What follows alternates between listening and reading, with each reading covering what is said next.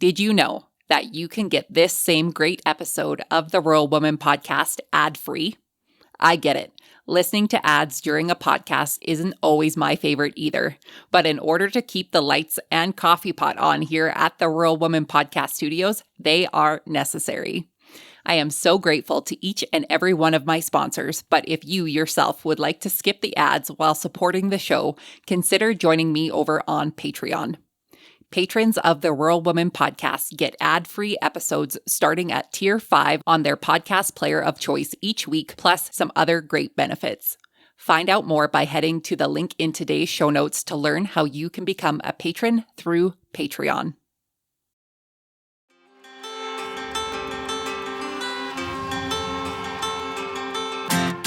Hi, I'm Caitlin Dubin, and this is the Rural Woman podcast. I'm a first-generation farmer who married into agriculture. Born and raised in a city, I was so unfamiliar with where my food came from, but I was determined to figure it out. Through my journey into agriculture, I saw women who were strong but humble, often taking a back seat. To me, these women were leaders who deserved a seat at the table. I created the Rural Woman podcast to share the voices of women in an industry whose stories often went untold. The rural entrepreneurs who live and breathe their work, full of grit and pride. We come here to share our stories, to be in community with each other, to be challenged and inspired, but most importantly, to be celebrated and to be heard. We may not all live, farm, ranch, or homestead the same, but we are all connected. We are rural women, and our stories are worthy of being told.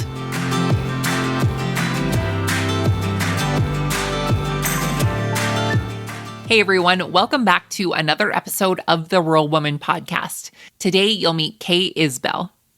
Kay is a sixth-generation farmer and entrepreneur from Northern California. Kay grew up deeply rooted in agriculture with childhood memories that include learning to drive a pickup truck at just the age of 4 years old. Today, she and her family are building a farm of their own, raising low-line Angus cattle and goats, and selling their products directly to consumers. In our conversation, Kay shares what it's been like to build a business from scratch, the challenges of farming and educating consumers, and the cultural connections and barriers she's experienced in selling goat meat. She also opens up about the environmental realities of farming and the importance of mentorship, and her hopes to see their ranch thrive for future generations to come. Without further ado, my friends, let's get to this week's episode with Kay.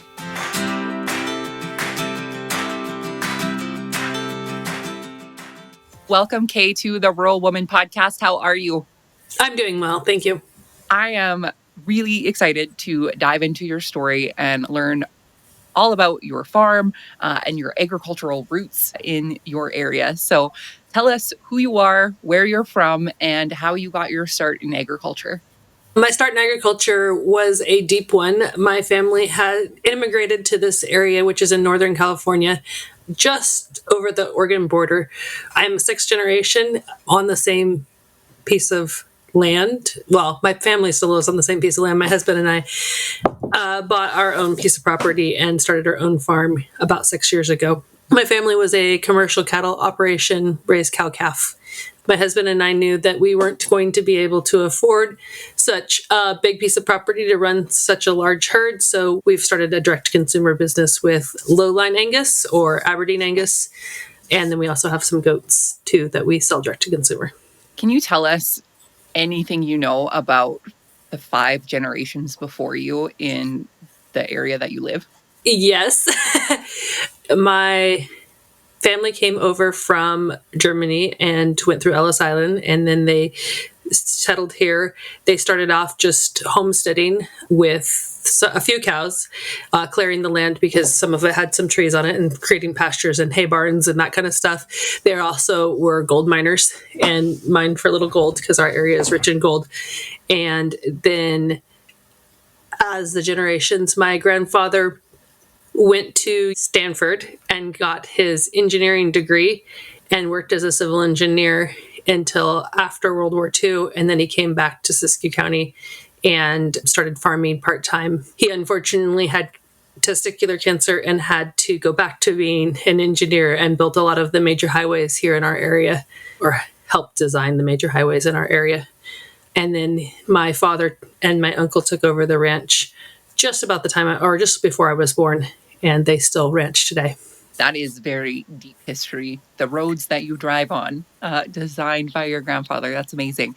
Tell us some of your favorite childhood memories growing up on the ranch.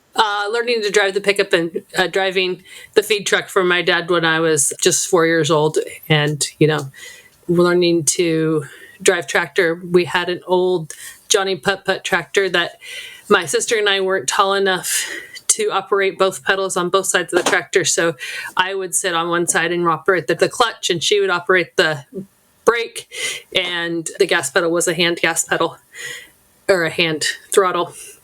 And we would rake all the hay, bouncing along and singing songs. And because there was no radios, and it was long before cell phones and iPods and everything. So we would sing to ourselves and bounce down the field. That's amazing. I didn't grow up in farming. I grew up in the city, and I came here later in life. And it's funny to me that, we talk about technology and things that have advanced. Hearing that story about that tractor, I myself, at this point in my life, would have absolutely no idea how to operate that piece of machinery. However, the giant combine or the brand new tractor with the GPS, you just hit the button, all of those things, I can figure those things out. But right? The multi-pedal thing is always, what is it, like millennial, like theft prevention? Because yeah, technically I'm a millennial, but I don't feel like I qualify as a millennial. I'm right on the cusp of being a millennial and a Gen X, and I feel like I go back instead of forward. Absolutely. Yeah, no, and I think automatically, when you're a farm kid and doing things outside on the farm, it really just like negates all of the stereotypical millennial things that some of us grew up with. Yeah. So did you leave the ranch and pursue a career off of the ranch, or how did you end up where you are today? I went to college and got a bachelor's degree in animal science, and then I worked part-time to full-time as a veterinary technician. My husband got his master's degree, and while he was doing that, we lived some other places, and then had kids, stayed home with them pretty much, worked part-time, and then we finally got enough accumulated that we could buy a piece of property. And then I also teach now high school science. That's great. So tell us about finding your property. We were kind of laughing before about people getting into agriculture, and essentially you and your husband were getting into the business yourselves. What was it like trying to find property that would fit what you envisioned your business would look like? My mom is a real estate agent, and she said, maybe you should just try writing a letter to these people, because it was a piece of property that had most of what we wanted. It was pretty dilapidated and run down, and so they weren't looking to sell it. So we wrote them a letter, and they decided that they'd want to sell it. And then we're able to get a USDA loan, which is a really long and complicated process, and it takes about 6 months. And thankfully, the people that we're going to buy the property from weren't in that big of a hurry, because it wasn't on the market, and they just decided that they would take the money now and sell it to us. So it took about 6 months to get all the USDA loan paperwork approved and buy it. But it had all the things we were looking for, and it was just kind of, well, if it works out, it works out. If it doesn't, then we'll have to keep looking. I have heard the letter writing success stories, and I'm always amazed. Do you remember what was in that letter? No, I don't. I don't remember what we asked. I think we were just saying that we were interested in it.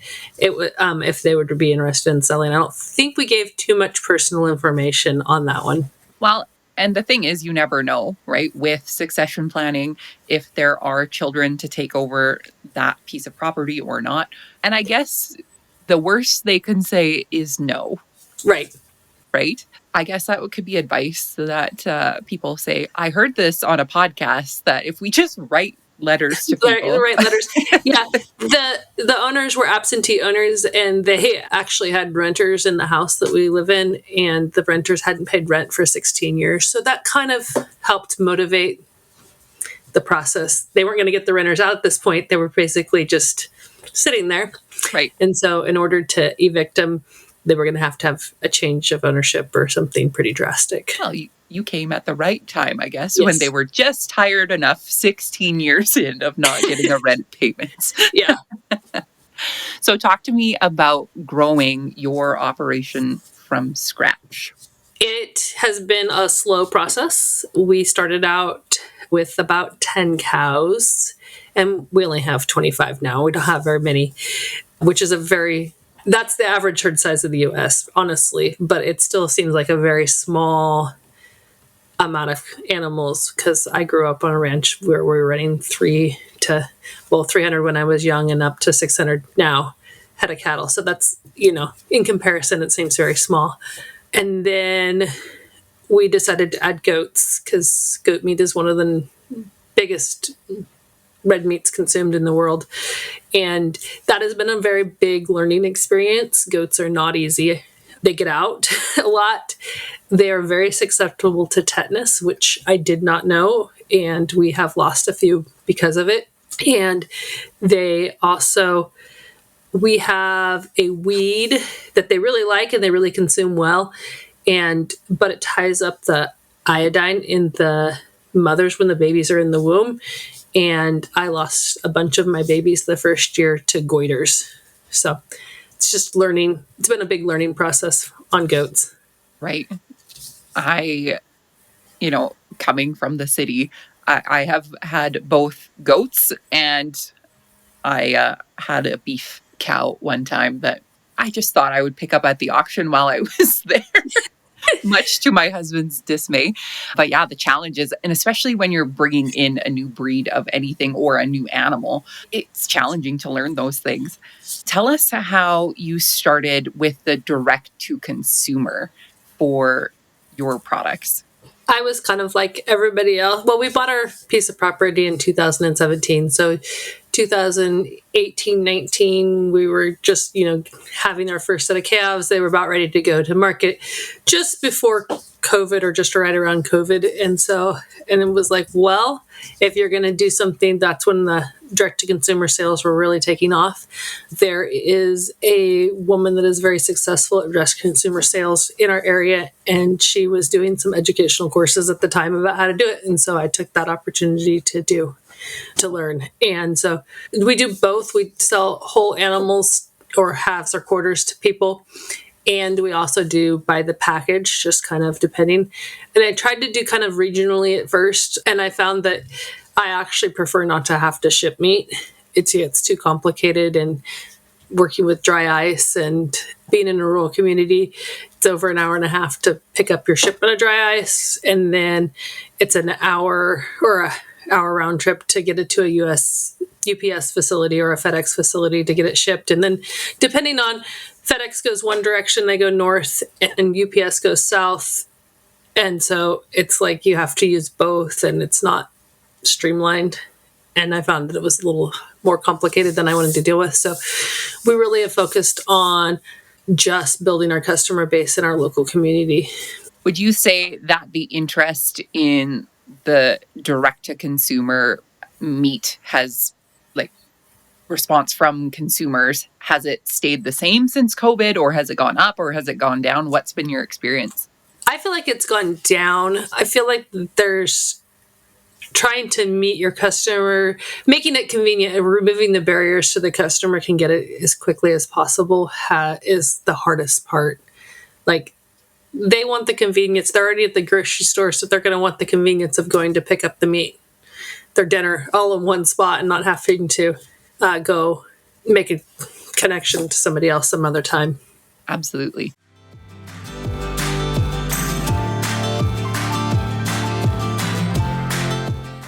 You can help support the stories of women in agriculture to be shared through the Rural Woman podcast on Patreon. What is Patreon? It's a membership-based platform that helps fund and support creators like me to create and produce content like this that you all love.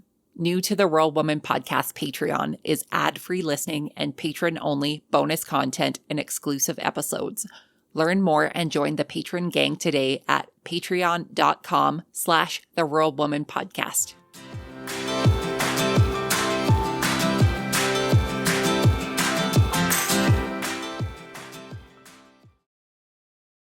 We've talked about some of the challenges of this, of, being rural and things being an hour and a half plus away, not being convenient. What have been some of the other challenges that you've faced in growing this part of your business? Just mainly marketing. Marketing's probably the hardest thing for me. Coming up with the words to say and having a hard time posting on social media. You don't want to share your whole entire life, but then building customer base and building relationships, I think, is probably the most challenging part for me. Yeah, I like that you said that. And I think it's something that folks in agriculture do struggle with, is what is the way that we are marketing? And, the traditional way of marketing through a newspaper or the community flyer, those are still things in local communities. If you are able to ship, then obviously getting it out to a wider audience. But I like what you said about not knowing how much is too much to share, or feeling like it is too much to share, as you're talking to me on a podcast where we're talking all about you. So I'm proud of you for doing this, because it is hard to talk about yourself. And I find it tough to talk about products that are coming from our farm versus a neighbor's farm. Why would you buy ours versus the neighbor's without marketing it like a used car salesman, it being really icky? What resources have you found that have been helpful in teaching you basically how to market your products? As I said, there's a woman that does lots here, and she really has grown a very large business. And so just kind of either taking some of her classes and resources that she gives, or just, following along and learning and just paying attention to what they're doing. I would say following, just in general, lots of people that are doing direct to consumer and figuring out if that works for you or doesn't work for you, and just kind of learning from them is probably the best way that I have found to learn. And then the local economic development council always does lots of classes and has lots of resources. Yeah. What is the market for goat meat in your area? I'm always curious to know. It wasn't as strong as I was hoping. I think because there is barriers that culturally that I just don't meet the right people. I have a customer who, the first time I met him, he started bargaining with me, and I'm like, I get that's your culture, it's not mine. And so it was a little bit like, oh wait, I gotta meet him where he's at. And he's become a good customer, and he's kind of, I guess we've decided on a price that's good, because he doesn't bargain nearly as much as he used to. I love that you said this. It's something that I guess I didn't realize when I got into goats. My husband told me if I was going to have an animal on the farm that wasn't like a cat or a dog, even the cats and dogs are supposed to have a purpose, but they're really just for me, I had to have livestock that had a purpose. So when I was thinking about what I wanted, I was like, well, of course I want goats, because who wouldn't want a goat? Right. Yeah, not realizing the whole good fence, good goat thing. And always such a pain in the butt.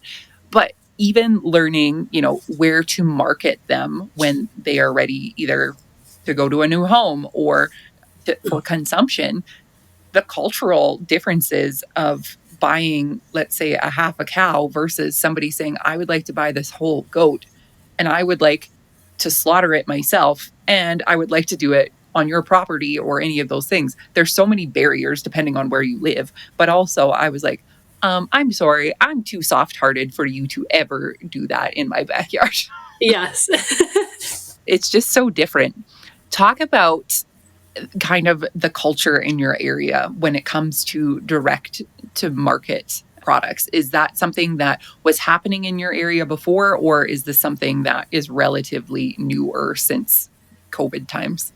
It's relatively newer since COVID times. Most of the cattle ranches are large enough that would be a side job or a side avenue to market. They're not going to get out to being selling 600 cows or calves a year to direct to consumer. That would take a lot of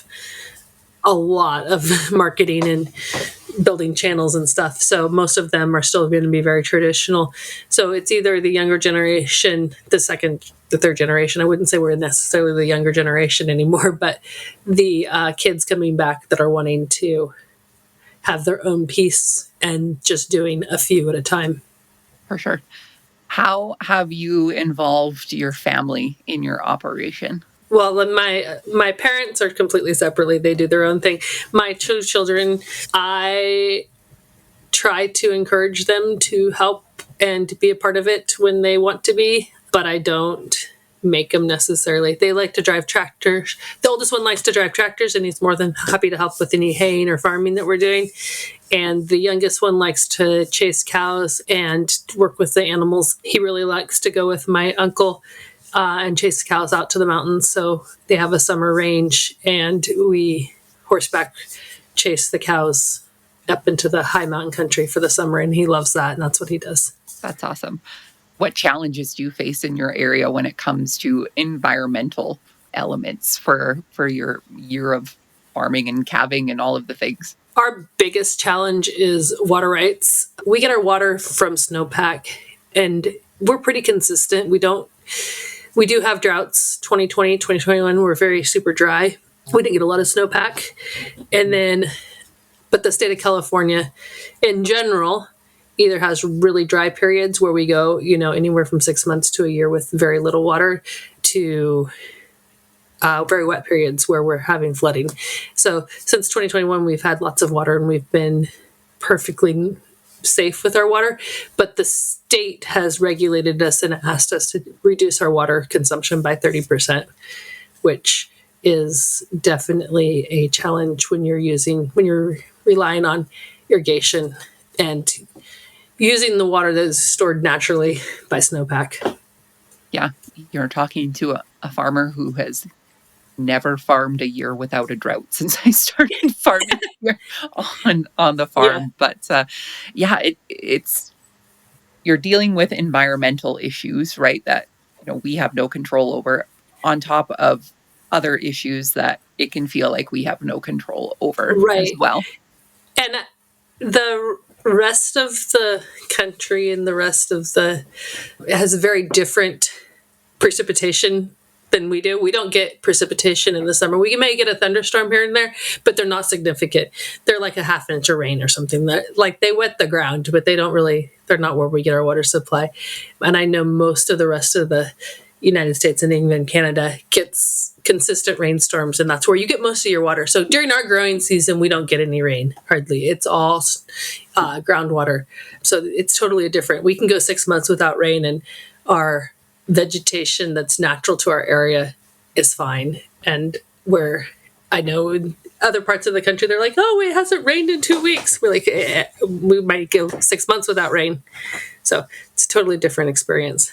Yeah, absolutely.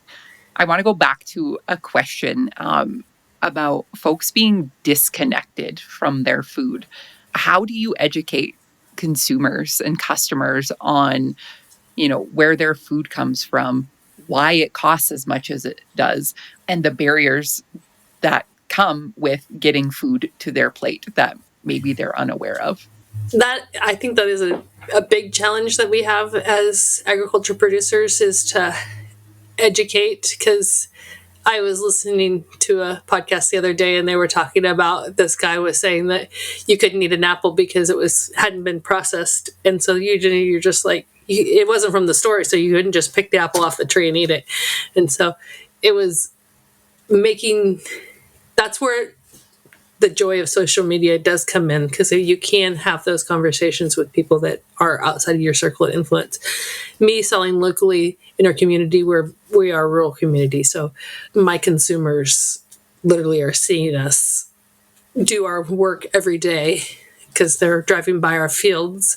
Our kids are friends, their kids are coming over and playing with other farm kids and learning about what's going on and stuff. So like I don't necessarily focus on the education portion to the masses. Yeah, I think, and to me, that's okay. I, as a farmer, am still learning about how food is made, essentially, or grown, and different ways of doing it, right?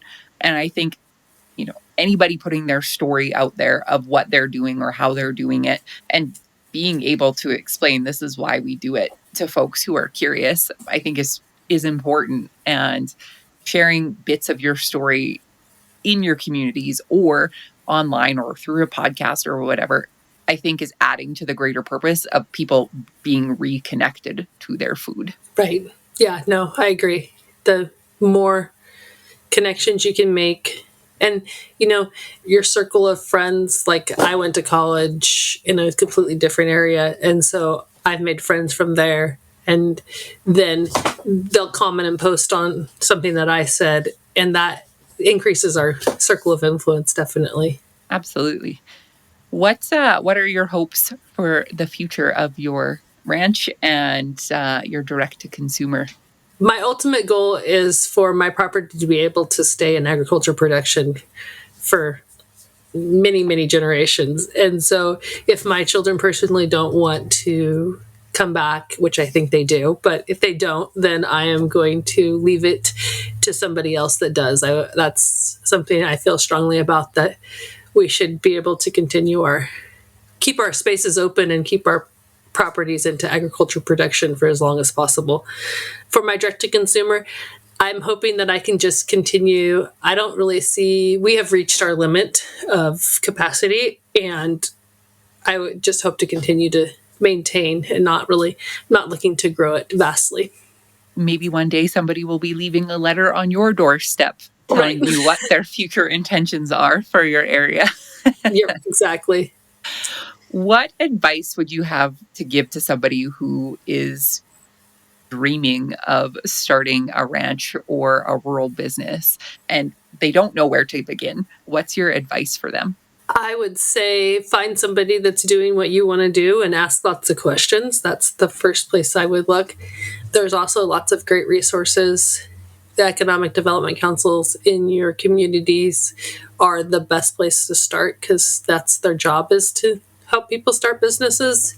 And there's some ins and outs that you definitely need to know so that you are legal and no one comes knocking on your doorstep. For sure. Looking back, is there anything that you would have changed in starting your business? Not that no, because I've changed. I mean, I really haven't changed a lot, but I definitely didn't go in it whole hog and lose anything. I was very thoughtful when I was going, and thought about what I was going to do and what the next step was going to be and how to do it. Maybe learning a little bit more about goats before I got into goats. But says every goat person ever. What is something that you are incredibly proud of your business and what you've brought to your community? I think just being able to start a ranch from scratch without inheriting it is pretty awesome. It's not a super big ranch by any means, but to be able to get something started, because even though I'm a sixth generation, really technically we're first generation. We have created everything that we have. So that is something to be incredibly proud of, especially in 2025. It is. And in California, with California prices for real estate too. Yeah, absolutely. Absolutely. Kay, my last question that I like to ask everyone is, what is the most rewarding part about being a rural woman for you? Being a part of our community, and just that everybody's supportive of each other and helpful, and that you have something that you have created and you can be proud of. Absolutely. Very good. Kay, thank you so much for sharing your story with me today and with us today. For folks who would like to connect with you online, where can they find you? I have a Instagram and Facebook page. Is Bow Mountain Acres is the handle. Perfect. And I will list that and your website in the show notes so people can find you and connect with you. Thank you very much. Thank you so much for sharing your story. I really appreciate it. You're welcome. Have a great day.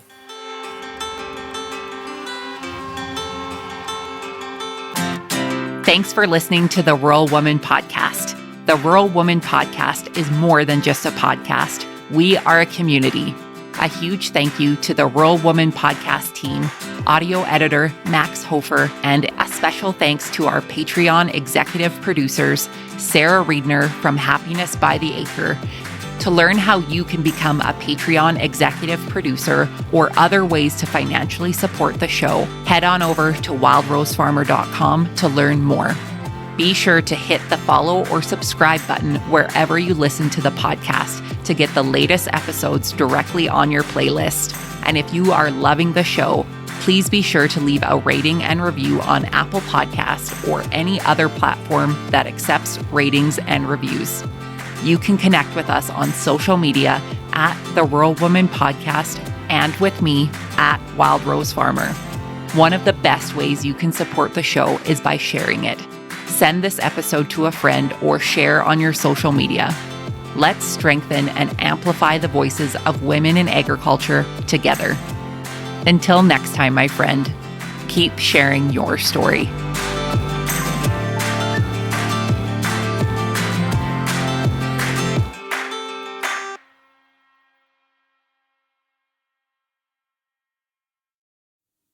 This week's episode of the Rural Woman Podcast is brought to you by the patrons of the Rural Woman Podcast.